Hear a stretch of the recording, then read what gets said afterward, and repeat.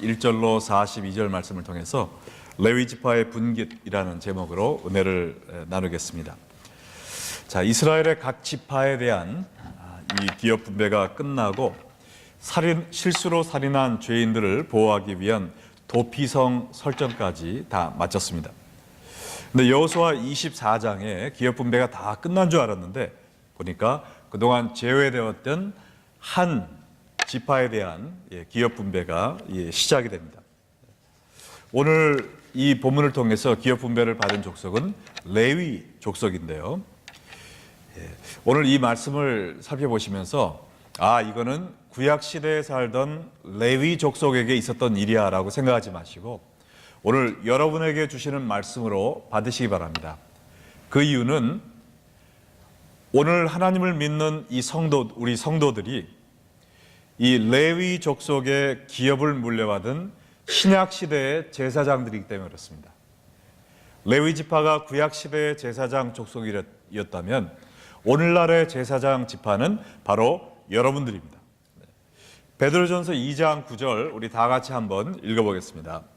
그러나 너희는 택하신 족속이요 왕 같은 제사장들이요 거룩한 나라요 그의 소유가 된 백성이니 이는 너희를 어두운 데서 불러내어 그의 기이한 빛에 들어가게 하신 이의 아름다운 덕을 선포하게 하려 하심이라. 이 베드로전서는 1세기에 신학교를 나와서 풀타임 사역을 하고 있던 성직자들에게 주신 말씀이 아닙니다. 당시 소아시아에 퍼져 있던 모든 성도들에게 쓰여진 말씀이었거든요. 근데 여기에서 너희는 하나님의 거룩한 왕 같은 제사장이라고 이야기를 하고 있어요. 예수님을 구주로 시인하는 모든 성도들은 하나님의 아름다운 덕과 은혜를 선포하기 위해 하나님께 택함받은 왕 같은 제사장들입니다. 그래서 오늘 이 레위 족속이 하나님께 분깃을 분배받는 모습을 보면서 신약시대의 제사장들로 부름받은 우리에게도 하나님께서 동일한 말씀과 교훈을 주고 계심을 믿고 오늘 이 말씀을 받으시기를 주의 이름으로 축원합니다. 자, 먼저 레위 족속 기업 분배에 대한 배경을 살펴보겠는데요. 오늘 본문의 1절과 2절을 보면은 그때 레위 사람 족장들이 제사장 알르아살과 눈의 아들 여호수아와 이스라엘 자손의 지파 족장들에게 나와 가나안 땅 실로에서 그들에게 말하여 이르되 여호와께서 모세에게 명령하사 우리가 거주할 성읍들과 우리 가축을 위해 그 목초지들을 우리에게 주라 하셨나이다 하매라고 그랬습니다. 여기 11지파에 대한 기업 분배가 다 끝나고 레위 족속의 족장들이 여호수아와 이스라엘의 리더들한테 나왔습니다. 그리고 이야기하기를 우리가 이 요단강을 건너기 전에 하나님께서 모세에게 주신 그 약속이 있습니다. 레위 지파에게도 성읍을 주라고 얘기하지 않으셨습니까? 그 성읍을 주세요라고 요청했습니다. 지금 이 레위 족속의 리더들이 이야기한 하나님의 약속은 민수기 35장 1절로 3절에 나와 있거든요. 그것을 보면 여호와께서 여리고 맞은편 요단강가 모압 평지에서 모세에게 말씀하여 이르시되 이스라엘 자손에게 명령하여 그들이 받을 기업에서 레위인에게 거주할 성읍을 주게 하고 너희는 또 그 성읍들을 두르고 있는 초장을 레위인에게 주어서 성읍은 그들의 거처가 되게 하고 초장은 그들의 재산인 가축과 짐승들을 둘 곳이 되게 할 것이라. 그래서 이 요단강을 건너 가나안 정복을 시작하기 전에 하나님께서 모세를 통해서 너희가 나중에 가나안 땅을 정복하고 이 온 땅을 기업으로 나눠줄 때 레위 족속에게도 성읍들을 주어라 라고 하신 약속이 있었습니다. 그래서 이 약속을 지금 상기시키고 있는 것이에요. 근데 이것이 아주 옛날 일이 아닙니다. 가나안 정복 전쟁이 몇 년 동안 계속됐죠? 힌트를 좀 드리겠습니다. 몇 년 동안 있었죠? 네, 5년. 네, 역시 아주 기억력 좋으세요. 네, 5년 동안 진행됐기 때문에 불과 5년 전에 하나님께서 그들이 그렇게 존경하던 모세를 통해서 한 이야기입니다. 그래서 그들이 모두 다 선명하게 기억하고 있었어요. 그래서 레위 족속이 이러한 요청을 했을 때 아무 말 없이, 아무 이의 없이 이스라엘 11족속들이 자기들이 받은 땅 중에서 그들에게 성읍을 내어주었습니다. 그 말이 오늘 본문의 3절에 나와 있습니다. 3절에 다 같이 읽겠습니다. 이스라엘 자손이 여호와의 명령을 따라 자기의 기업에서 이 성읍들과 그 목초지들을 레위 사람에게 주니라. 그래서 우리가 8절부터 40절까지 쭉 보면 레위 족속의 어느 가족이 어느 지파로부터 어느 땅을 받았다가 이렇게 쫙 나와 있습니다. 그래서 저를 못 믿으시면 집에 가서 그걸 다시 읽어보세요. 네, 그러나 그거는 우리가 스킵을 하고 종합적인 레위 지파가 뭘 받았는가 41절과 42절 나와 있는 것을 한번 다시 보면 레위 사람들이 이스라엘 자손의 기업 중에 받은 성읍은 모두 몇 성읍이라고 그랬습니까? 48성읍이요. 또 그 목초지들이라. 이 각 성읍의 주위에 목초지가 있었고 모든 성읍이 다 그러하였더라 그랬습니다. 그래서 레위 족속들이 11지파가 받은 땅 중에서 48개의 성읍을 받았고 또 그들이 가지고 있던 그 가축들이 풀을 뜯을 수 있도록 그 둘레에 있는 그 목축지를 받았다 그랬습니다. 자, 이게 오늘 본문의 내용이고요. 오늘 이 말씀을 통해 하나님께서 현대의 제사장으로 사는 우리에게 주시는 세 가지의 교훈이 있다고 믿습니다.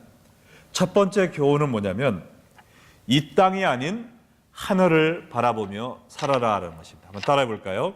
이 땅이 아닌 하늘을 바라보며 살자. 레위 족속의 기업 분배를 살펴보면 특이한 점이 있습니다. 그것이 뭐냐면 땅을 기업으로 받지 않았다는 거예요. 자기네들이 살 성읍, 그 건물들을 기업으로 받았지만 씨앗을 뿌려 농사를 짓는, 그래서 자기네들의 기업을 넓혀가는 땅을 받지 않았어요.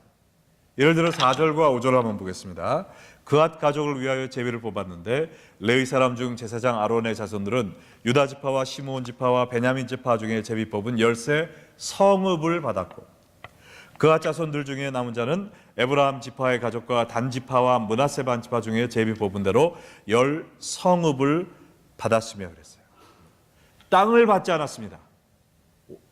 오직 자기네들이 살 성읍과 짐승들이 먹을 수 있는 목축지를 받은 것뿐이에요. 근데 이것은 하나님께서 이미 말씀하신 대로 된 것입니다. 여호수아 14장 4절에 보면 말씀하시기를 레위 사람은 너희 중에 분깃이 없나니 여호와의 제사장 직분이 그들의 기업이 됨이니라. 그리고 신명기 10장 9절에도 이야기하기를 그러므로 레위는 그의 형제 중에 분깃이 없으며 기업이 없고 내 하나님 여호와께서 그에게 말씀하신 것 같이 여호와가 그의 기업이니라. 여기에 이제 성경에 나오는 기업은 무슨 삼성 뭐 그런 회사가 아니고요, 유산이란 뜻입니다. 네. 여러분은 땅을 유산으로 받는 게 좋으시겠습니까? 아니면 하나님을 유산으로 받는 게 좋으시겠어요? 하나님을 유업으로 받는 것이 훨씬 더 좋지 않습니까?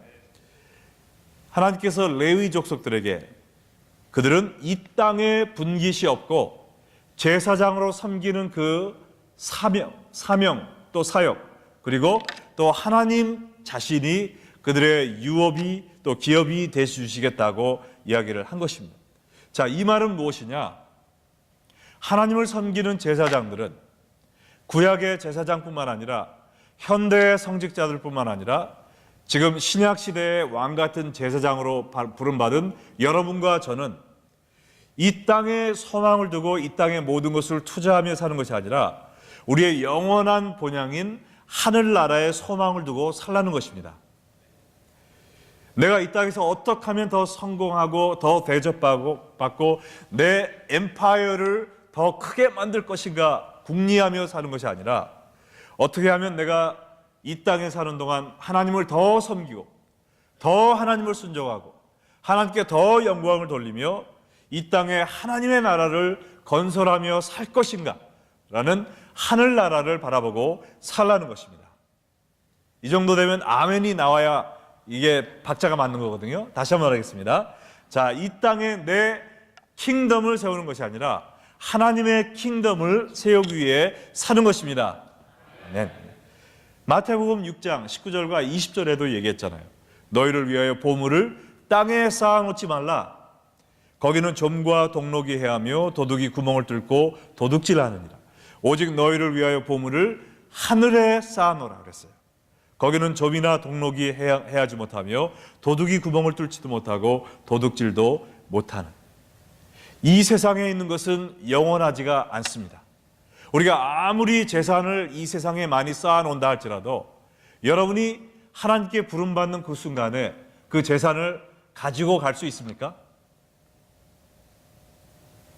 가져갈 수 있어요? 없죠. 여러분, 장례 행렬에 그 장례 운구차 뒤에 U-Haul 트레일러 달고 가는 거 봤습니까? 저는 아직 하나도 못 봤어요. 이삿짐 18휠러 트럭 뒤에 끌고 가는 사람 봤습니까? 없어요. 그냥 몸만 달랑 가는데 몸도 못 갑니다. 몸도 이 땅에 놓고 가는 거예요. 욥이 말한 것처럼 우리가 벌거벗고 왔다가 벌거벗고 가는 것입니다.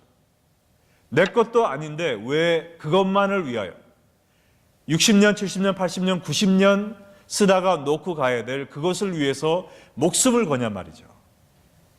우리의 영혼은 몇십 년 후에는 어딜 갑니까? 천국에 갑니다. 영원히 썩어지지 않을 천국에 우리의 모든 재산과 노력과 우리의 미래를 쌓아놔야 될 줄로 믿으십니까? 이런 얘기가 있잖아요. 어느 남편이 죽으면서 돈이 많은 남자였어요. 그래서 죽으면 놓고 갈 걸 생각하니까 더군다나 나한테 바가지만 긁는 내 아내가 이 돈을 가지고 흥청망청 쓸 걸 생각하니까 눈을 감을 수가 없었습니다. 그래서 유언장에다가 당신 여기다 도장 찍어. 내가 죽으면 내 모든 재산을 관에 넣어서 땅에 묻어줘. 그래서 증인들까지 다 돼가지고 도장을 찍게 했어요. 장례식이 끝났습니다. 친구들이 오면서 너 진짜로 그 돈 다 관에 넣니? 그러니까 그럼 약속했잖아. 어떻게 안 넣니? 정말 다 넣었어. 전 재산을 체크 써가지고 내가 넣었어. 그래서 그 남편은 체크 한 장 덜렁 갖고 떠났고 체크를 캐시를 못하니까 그 여자가 다 썼다는 이야기 아닙니까? 정말 우리가 잠시 있다 사라질 이 세상, 이 땅을 우리의 기업으로 생각하면 안 된다는 것입니다. 내가 어떻게 하면 여기서 잘 살까? 그리고 내 집의 영원한 본향인 천국 준비를 하지 않는 거는요, 뭐와 같으냐? 여러분이 3일 동안 플로리다에 여행을 갔습니다. 여행 가보니까 이 시카고는 추운데 거기는 날씨가 좋고 호텔이 뭐 삐까번쩍하고, 그래서 이 호텔에다가 텔레비도 사놓고 뭐 테이블도 사놓고 카텐도 사다 달고, 우리 집은 시카고에 있는데 3일밖에 살지 않을 그 호텔에다가 다 인베스트 하는 사람은 지혜로운 사람입니까? 아니면은 빠가야로입니까? 빠가야로 아니에요. 빠가야로. 네. 무슨 말인지 알죠? 네. 바보란 얘기 아닙니까? 그것처럼 이 우리가 잠시 왔다 가는 이 세상은 잠시 여행 왔다 들리는 그러한 휴양지밖에 되지 않습니다. 그냥 나그네처럼 왔다 가는 잠시 기거하는 호텔이에요. 여기에다 왜 모든 걸 쌓아놓습니까? 영원한 우리의 본향인 하늘나라에 여러분의 생각과 마음과 재물과 재능과 모든 것을 집중하여 투자하는 여러분 되시기를 주의 이름으로 축원합니다. 자, 두 번째, 우리가 오늘 본문을 통해서 배워야 되는 진리는 뭐냐? 세상에 흩어져 빛과 소금의 역할을 하라는 것입니다. 교회에만 모여있지 말고 세상에 흩어져서 빛과 소금의 역할을 하자는 것이죠. 자, 레위 족속 기업 분배에 보면 또 하나 특이한 점이 있는데요. 그것은 한 군데 모여 살도록 땅을 받지 못하고 이스라엘 전 지역에 퍼져 살게 됐다는 것이죠. 레위 지파 온 가족들은 이미 땅을 기업으로 받은 11지파에게서 여기저기 조금씩 성읍을 받았습니다. 그러므로 당연히 그들은 모여 살 수가 없고 이스라엘 온 지역에 흩어져 살게 되었다는 것이죠. 그래서 하나님께서 이 제사장들을 온 예루살렘과 뿐만 아니라 이스라엘 전역에 흩어져 살게 함으로 말미암아 온 백성들을 하나님께로 이끌 수 있는 그런 사역을 하게 만드신 것입니다. 그래서 여호수아 21장 6절과 7절 한번 보시면 게르손의 자손들은 또 이사갈 지파, 아셀 지파, 납달리 지파, 비산, 므낫세 반 지파에서 제비 뽑은 대로 13성읍을 여기저기서 받았다고 그랬잖아요. 또 무라리 자손들은 이게 다 레위 족속에 있는 자손들입니다. 그 가족대로 루벤, 갓, 스불론 지파 중에서 12성읍을 받았어요. 그러므로 자기 친족들과 함께 모여 살지 못하고 이스라엘 전 지역에 흩어져 살게 되었다는 것이죠. 그래서 여러분 그 지도를 한번 보시기 바랍니다. 여기 지도를 보시면 이게 몇 개의 성이 지금 여기 있는지 아세요? 48. 정말 굉장히 빨리 세시네요. 네. 자, 그래서 여기 6개의 도피성을 포함한 48개의 성이 지금 이게 다 누구의 분깃입니까? 레위 족속의 분깃인데 한 군데 모여 있을 리가 없죠. 지금 온 이스라엘에 다 퍼져 있습니다. 자, 이것을 통해서 하나님이 현대의 제사장인 우리들에게 주시는 말씀은 무엇이냐? 우리들은요, 교회 안에서만 모여서 신앙생활을 하는 것이 아니라 온 세상에 퍼져서 빛과 소금의 역할을 해야 된다는 것입니다. 믿으십니까? 마태복음 5장 13절로 16절에 뭐라고 그랬어요? 너희는 세상의 소금이니 소금이 그 맛을 잃으면 무엇으로 짜게 하리요? 후에는 아무 쓸데없이 다만 밖에 벌어져 사람에게 밟힐 뿐이니라.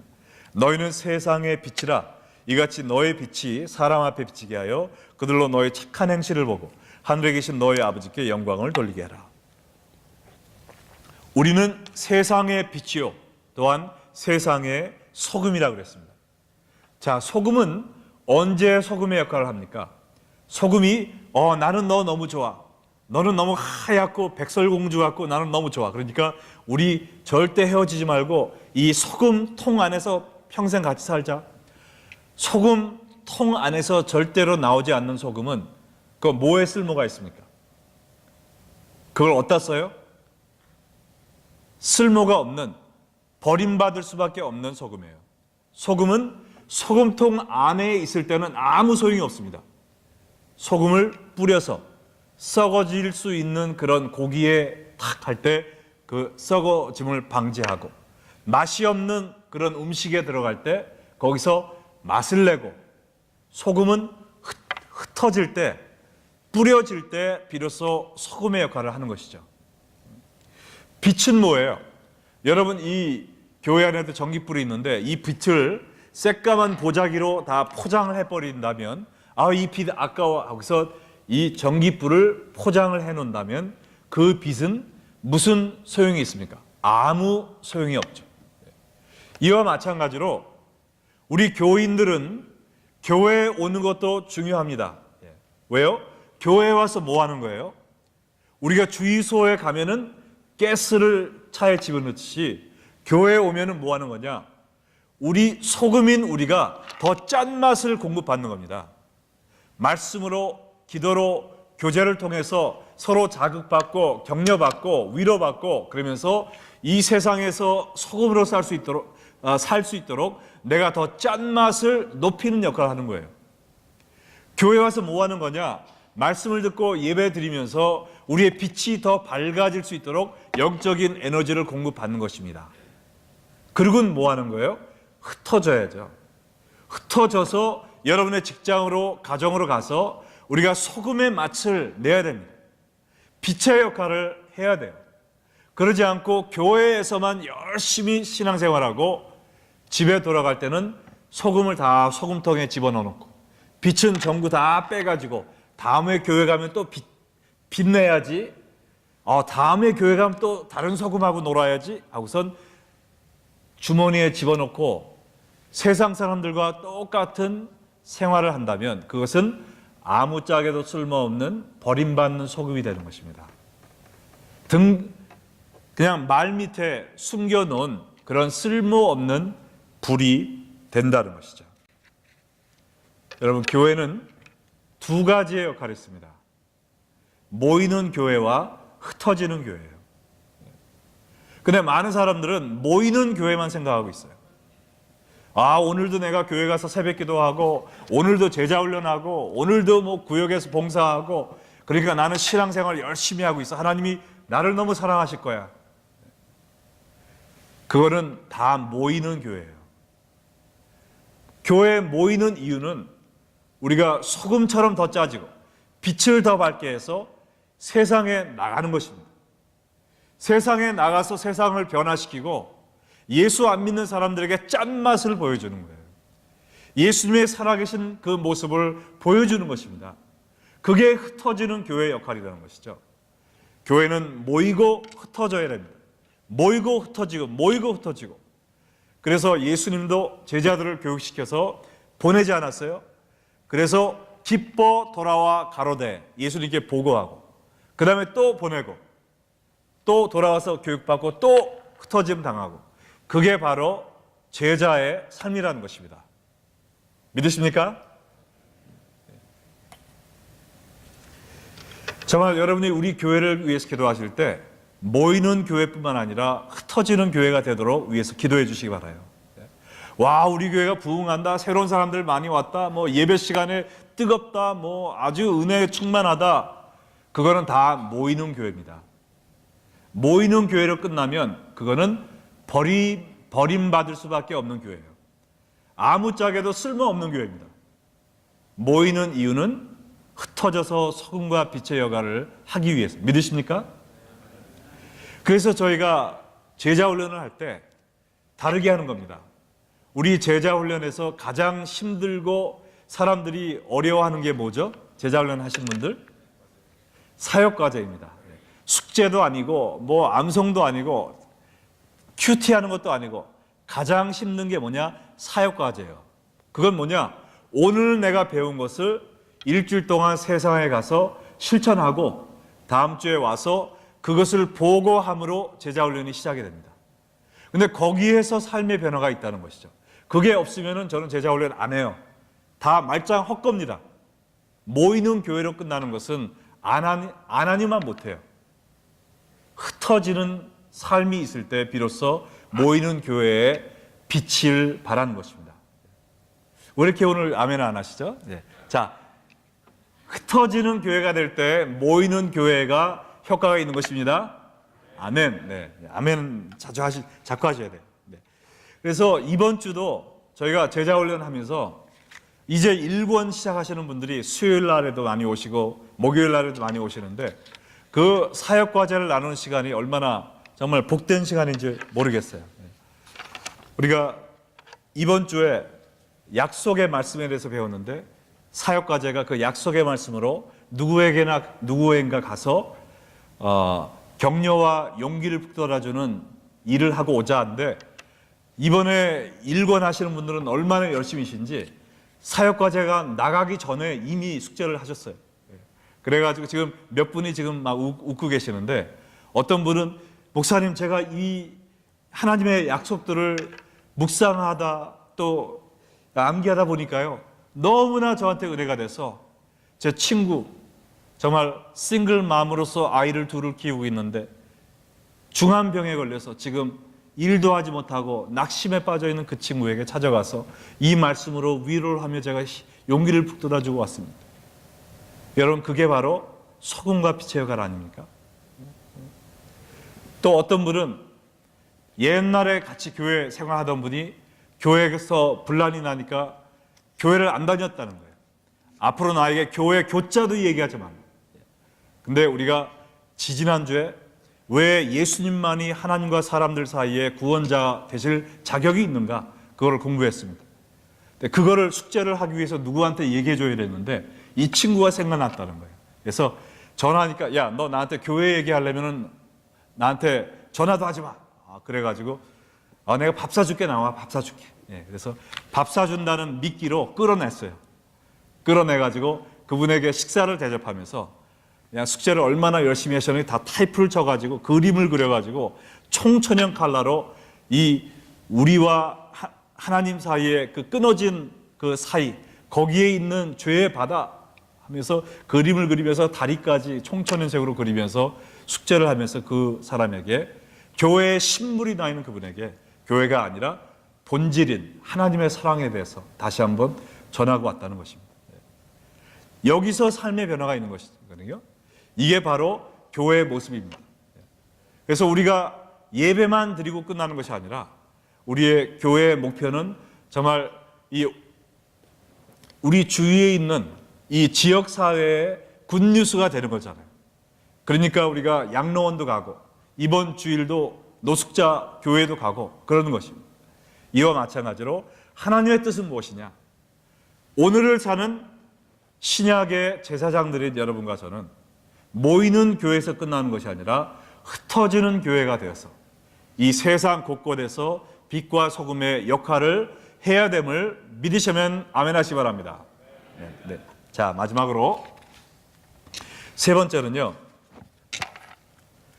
나 같은 죄인 살리신 하나님의 은혜를 잊지 말라는 것입니다. 오늘도 찬양하면서 은혜에 대한 찬양을 많이 해주셔서 참 감사한데요,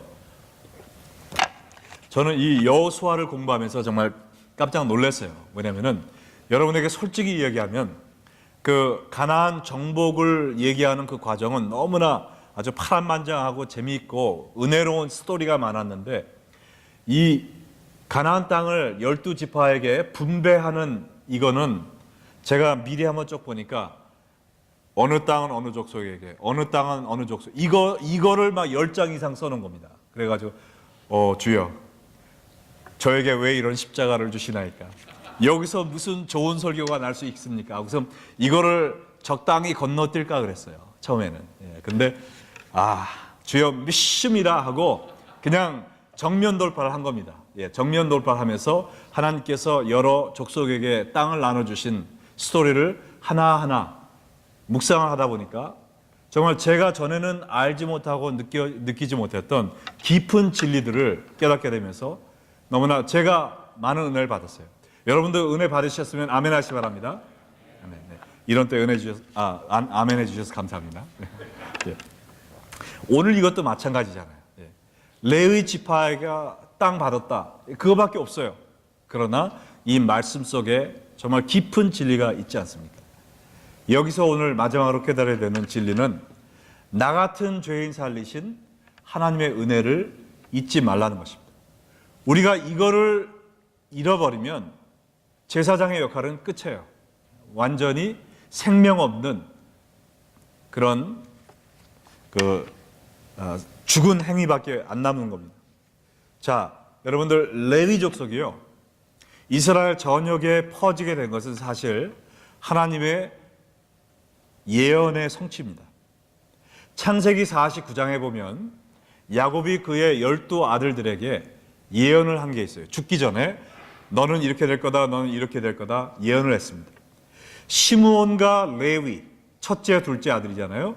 그들에게 무슨 예언을 했는지 한번 보시겠습니다. 5절로 7절 보면 시므온과 레위는 형제요, 그들의 칼은 폭력의 도구도다 그랬어요. 내거나 그들의 모의에 상관하지 말지어다. 내 영광과 그들의 집회에 참여하지 말지어다. 그들이 그들의 분노대로 사람을 죽이고 그들의 혈기대로 소의 발목 힘줄을 끊었음이로다. 그 노여움이 혹독하니 저주를 받을 것이요, 분기가 맹렬하니 저주를 받을 것이다. 자기 아들들에게 저주를 해버렸어요. 내가 그들을 야곱 중에 나누며 이스라엘 중에서 흩트리로다 그랬어요. 여러분, 지금 12족속 중에 자기의 땅을 받지 못한 그 흩어진 족속이 둘이 있습니다. 시므온 족속. 시므온 족속은 유다 족속 중에 땅을 여기저기 받았어요. 그래서 땅을 조금이라도 받았어요. 그러나 레위 족속은 땅도 받지 못하고 12족속에 다 흩어져 버렸어요. 이 약속대로 된 것입니다. 자, 근데 이 시므온 족속은 계속 저주받은 족속으로 남아있다가 사라지고 말았어요. 그러나 이 똑같은 범죄, 무슨 범죄를 범했느냐? 야곱의 가족이 세겜성에 있을 때 그 야곱의 딸 중에 하나인 디나가 세겜성의 추장에게 겁탈을 당했습니다. 그리고 그 사람이 디나를 사랑해서 이 여자를 나의 딸로 아내로 달라 했을 때 그 첫째 둘째 아들인 시므온과 레위가 거짓말로 그냥 속으로는 막 분노가 터지는데, 그래? 그럼 너희도 우리처럼 할례 받아. 그러면은 우리가 우리의 딸들을 너희한테 줄 거야. 서로 통혼하자. 그래서 이 세겜성 사람들이 다 할례를 받고 3일 후 그 후유증으로 아파서 움직이지 못할 그때 시므온과 레위가 칼을 뽑고 들어가서 그 성의 모든 남자를 죽였잖아요. 그리고 가축과 여자들을 다 훔쳐버렸습니다. 하나님의 백성들이 거짓말을 했죠. 살육을 했죠. 훔쳤죠. 그리고 그 아버지 야곱이 혼내니까 달려들기까지 했습니다. 아주 교만하고 패역한 아들이었어요. 이걸 보고 야곱이 저주한 것입니다. 너희들 한 일 알지? 너희들은 땅에 다 흩어지고 저주받은 백성이 될 거야 라고 이야기를 했어요. 그들은 그들의 죄로 인하여 저주받은 백성으로 살 수밖에 없는 상황에 있었습니다. 그러나 하나님은 그들이 회개하고 하나님께 돌아왔을 때 그들을 용서해 주셨을 뿐만 아니라 이스라엘 전역에서 하나님을 섬기고 다른 사람의 죄를 사해 주십시오라고 제사를 드리는 거룩한 제사장으로 만들어줬다는 것이죠. 자, 민수기 8장 21절과 22절 보시겠어요? 레위인이 이에 죄에서 스스로 깨끗하게 하고 그들의 옷을 빨매 아론이 그들을 여호와 앞에 요제로 드리고 그가 또 그들을 위하여 속죄하여 정결하게 한 후에 레위인이 회막에 들어가서 아론과 그의 아들들을 앞에서 봉사하니라. 여호와께서 레위인의 일에 대하여 모세에게 명령하게 하신 것을 따라 그와 같이 그들에게 행하였더라. 이 레위인이 그들의 아버지 조상인 야곱의 예언처럼 이스라엘 온 땅에 흩어져 버렸지만 그들이 하나님의 은혜로 말미암아 저주받은 실향민으로 떠돌이 생활을 하는 것이 아니라 이스라엘 곳곳에서 백성의 죄 사함을 위하여 하나님께 제사 드리는 거룩한 제사장으로 살게 되었다는 것입니다. 할렐루야.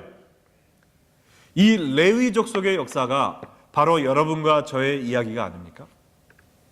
우리는 하나님 앞에 범죄하여 영원히 지옥불에서 저주받을 수밖에 없는 그러한 상황에 있었어요. 그러나 오직 하나님의 은혜로 말미암아 예수 그리스도께서 우리가 받을 저주를 십자가에서 대신 받으심으로 말미암아 우리가 죄를 회개하고 예수님을 구주로 영접하기만 하면 우리를 용서해 주신 것뿐만 아니라 우리를 귀한 구원의 복음을 전할 수 있는 하나님의 동역자로 삼아 주셨습니다. 그래서 우리 같은 죄인이 감히 입을 열어 하나님의 은혜를 사람들에게 이야기하고 2주 전에는 비행기 타고 니카라구아에까지 가서 거기에 있는 세계 모든 족속들에게 복음을 전하고 95명이 예수님을 믿는 그러한 귀한 역사를 보게 하고 그런 일에 사용받는 하나님의 귀한 거룩한 제사장으로 만들어 주셨다는 것입니다. 이것이 얼마나 귀한 은혜입니까? 이 은혜를 망각하면 안 된다는 것이죠. 레위 족속이 다 퍼져 있으면서 우리는 하나님께 저주받아서 이 땅에 퍼진 거야.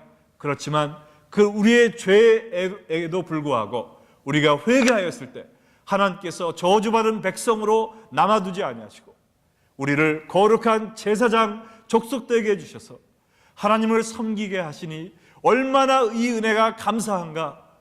거기에 감격하고 통회하며 하나님께 찬양하며 그 제사를 인도하지 않았겠습니까? 이게 바로 오늘 레위 족속 지파 기업 분배를 통해서 하나님께서 여러분과 저에게 주시는 은혜의 또한 도전의 말씀입니다. 우리는 이 땅에 없어요. 여러분의 집, 여러분의 사업체, 여러분의 자녀도 다 여러분 것이 아닙니다. 다 놓고 가야 돼요. 우리는 이 땅을 바라보지 말고 저 천국을 바라보며 살아야 될 줄로 믿습니다. 그리고 이 교회에만 모여서 그냥 교회 안에서만 신앙생활하는 입만 무성한 무화과 나무가 되는 것이 아니라 밖에 나가서 소금과 빛의 역할을 하는 그러한 열매 맺는 무화과가 되어야 될 줄로 믿습니다. 이 모든 것을 가능케 하는 것은 뭐냐? 나 같은 죄인, 저주받아 마땅한 죄인을 예수 그리스도가 대신 십자가에서 돌아가심으로 말미암아 그리스도의 귀한 복음을 전할 수 있는 거룩한 제사장으로 만들어 주셨다라는 이 감동과 감격이 우리의 마음속에서 끌어올릴 때 비로소 하나님이 사용하시는 거룩한 왕 같은 대제사장의 삶을 살 수 있을 줄 믿습니다.